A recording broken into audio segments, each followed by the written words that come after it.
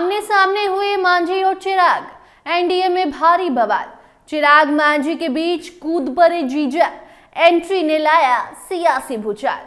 बताएंगे पूरी खबर। अब नमस्कार, स्टार टीवी बिहार देख रहे हैं आप और मैं आपके साथ वंदना।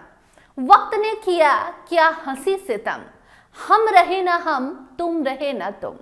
ये शेरो शायरी हम नहीं बल्कि हम पार्टी के लिए चिराग के जीजा जी उर्फ अरुण भारती जी कर रहे हैं।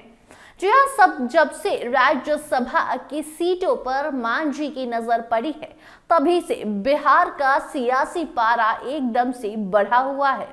बढ़ती ठंड के बीच चिराग और मांझी ने बिहार का सियासी तापमान एकदम से बढ़ा रखा है। दरअसल अगले साल यानी कि 2026 में 9 अप्रैल को बिहार कोटे की 5 राज्यसभा सीटें खाली हो रही हैं। इसमें अभी जदयू की 2, राजद की 2 और एक उपेंद्र कुशवाहा की सीट है। सीटों के खाली होने में कुछ महीने का वक्त जरूर है, लेकिन इसके लिए बयानबाजी अभी से शुरू हो गई है। केंद्रीय मंत्री जीतन राम मांझी के एक बयान से एनडीए में टेंशन की तस्वीरें नजर आने लगी हैं। इसी बीच एंट्री अब अरुण भारती की भी हो गई है, जहां शेरो शायरी से अरुण भारती ने मांझी पर वार किया है।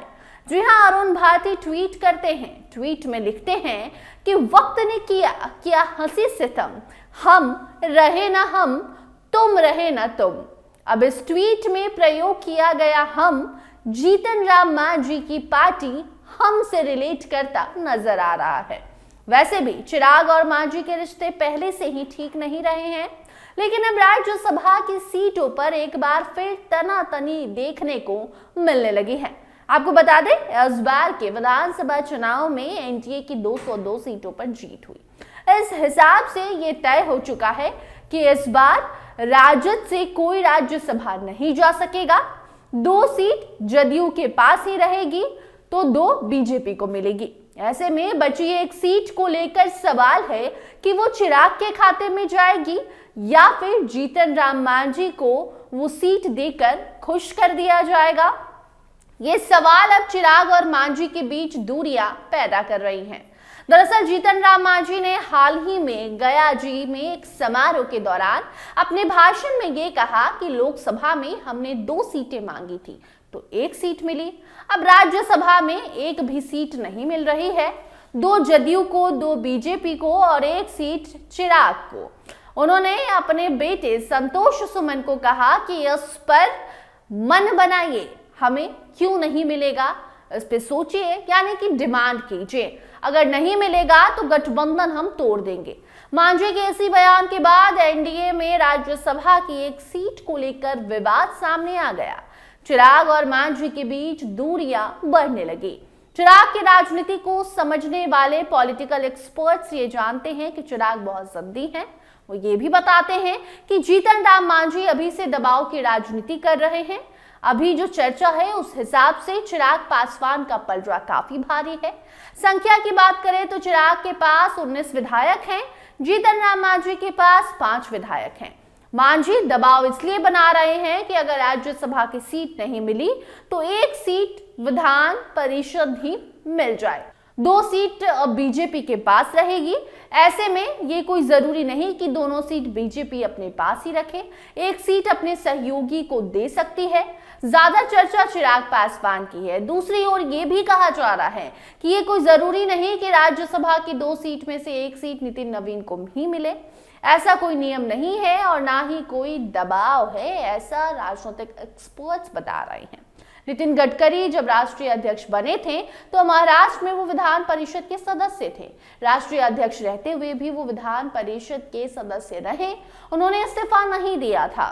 और ऐसे में अब राष्ट्रीय अध्यक्ष को राज्यसभा या लोकसभा जाना अनिवार्य नहीं है।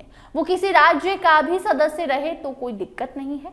बाकी इस पूरे मामले में एलजेपी रामविलास के प्रवक्ता डॉक्टर विनीत सिंह का कहना है कि हमारी party Bihar first, Bihari first के तर्ज पर काम करती है। हमारे लिए सबसे ज्यादा जरूरी है बिहार वासियों की समस्या कैसे दूर हो उस पर बात करना। रही बात राज्यसभा में जाने की, तो इसके लिए एनडीए के घटक दलों की बैठक होगी।